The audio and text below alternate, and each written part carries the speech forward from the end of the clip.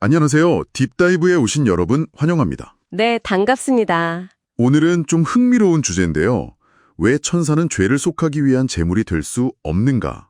이 질문을 다룬 자료를 좀 깊게 파헤쳐 보려고 합니다. 네, 이게 얼핏 들으면 좀 신학적이고 어려울 수 있는데 논리가 상당히 명확한 자료입니다. 그렇죠. 당연하게 생각했던 부분에 대해 다른 관점을 제시하는데요.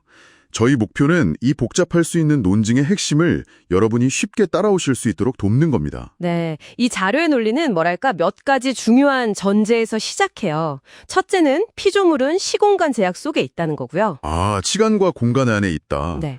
그리고 둘째는 제위 하나님, 성부의 사랑은 본질적으로 제2위 하나님, 아들을 향하고 피조물에게는 이 아들을 통해서만 전달된다는 거예요. 아, 사랑의 방향성이 중요하다는 거군요. 네. 마지막으로 계명 있잖아요. 이게 그냥 규칙이 아니라 우주 질서의 근간이라는 관점이 깔려 있습니다. 알겠습니다. 그럼 그 첫 번째 핵심 논점, 하나님의 사랑 증명 방식부터 좀 더 들어가 볼까요? 네, 좋습니다. 자료를 보면 제2 하나님이 가장 사랑하는 존재가 제2위 하나님이니까 다른 피조물인 천사를 대신 희생시켜서는 그 궁극적인 사랑, 자기희생적 사랑이 증명되지 않는다. 이런 논리네요. 맞습니다. 여기서 정말 흥미로운 건 그 증명의 기준이에요. 그러니까 다른 피조물을 대신 내어주는 걸로는 하나님의 그 사랑의 깊이가 안 보여진다는 거죠. 아, 단순히 대체하는 걸로는 부족하다. 그렇죠. 오직 신적인 존재, 제2위 하나님 자신이 피조물의 죄를 위해 그것도 인간의 몸을 직접 입고 희생할 때만 그 사랑의 절대적인 가치와 진정성이 증명된다. 뭐 이런 주장입니다. 굉장히 엄격한 기준이네요.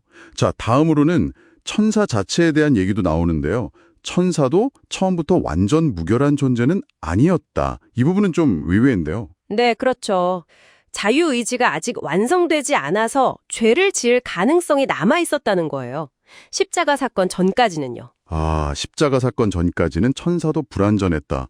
그럼 그게 왜 제물이 될 수 없는 이유가 되는 거죠? 그러니까 자료는 십자가랑 부활을 통해서 계명의 진실함, 즉 하나님의 사랑과 공의가 증명되기 전까지는요. 천사들도 하나님에 대한 완전한 확신에 이르지 못했다는 거예요. 확신이 없었다고요? 네. 그래서 불순종할 가능성, 죄질 가능성이 여전히 남아있었다는 거죠. 그럼 아직 죄지을 수 있는 존재를 어떻게 완전한 속죄 제물로 삼겠느냐? 이런 논리적 결론입니다. 아하, 제물 자체가 흠이 없어야 하는데 그럴 가능성이 남아있었다는 거군요. 이해가 되네요.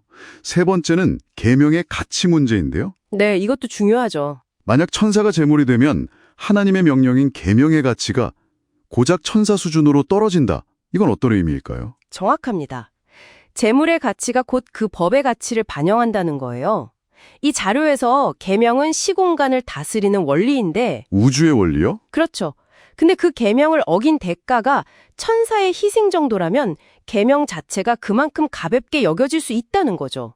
피조물들이 계명을 우습게 알면 결국 혼란으로 갈 수 있으니까요. 아, 질서 유지를 위해서라도 가치가 유지되어야 한다. 네. 그래서 하나님은 계명의 가치를 자기 자신과 동등하게 설정했고 그걸 지키려고 직접 제물이 되셨다.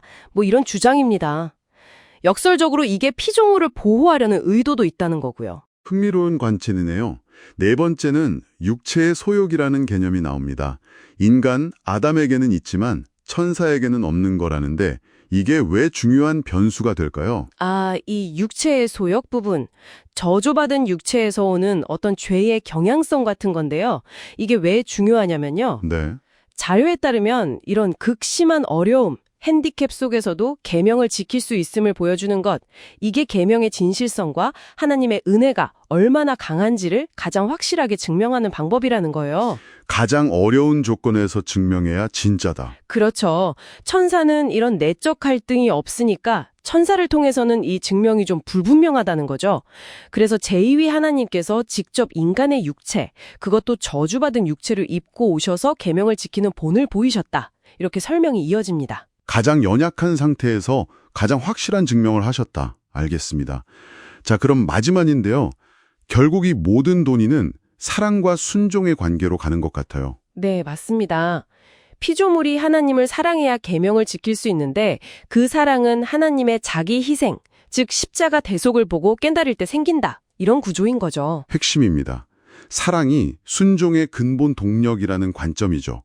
피조물은 먼저 하나님의 그 엄청난 자기를 내어주는 사랑을 경험하고 이해해야 한다는 거예요. 먼저 사랑을 받아야. 네. 그래야 하나님을 진짜로 사랑하게 되고 그 사랑 때문에 기꺼이 계명을 지키게 된다는 거죠. 천사의 희생으로는 이 정도 깊이의 사랑을 깨닫게 할 수가 없다는 겁니다. 그래서 속죄 제물이 될 수 없다. 사랑의 본을 먼저 보여야 순종도 가능하다. 명확해지네요. 그렇죠. 자, 오늘 이렇게 쭉 살펴보니 천사가 속죄 제물이 될 수 없는 이유가 단순히 천사는 인간이 아니다 이런 차원이 아니라 하나님의 사랑 증명 방식, 천사의 상태, 계명의 가치, 인간 조건에서의 증명, 그리고 사랑과 순종의 관계까지 정말 다각적인 논증이네요. 네, 속죄라는 개념이 그냥 죄의 덮기가 아니라 하나님의 본성, 우주 질서, 피조물과의 관계 설정에 대한 아주 깊은 의미를 담고 있다는 걸 보여주는 자료입니다. 네, 정말 깊이 있는 논의였습니다. 마지막으로 청취자 여러분께 이런 질문을 한번 던져보고 싶습니다. 이 자료의 논리를 따라가다 보면 하나님께서 인간의 타락 가능성, 그리고 그에 따른 대속 계획까지 창조 이전에 이미 다 알고 준비하신 것처럼 보이거든요. 아, 그렇죠. 예, 예정의 문제네요. 네, 그렇다면 이런 하나님의 예지와 예정 속에서 우리 피조물의 자유의지는 과연 어떤 의미를 가지는 걸까요?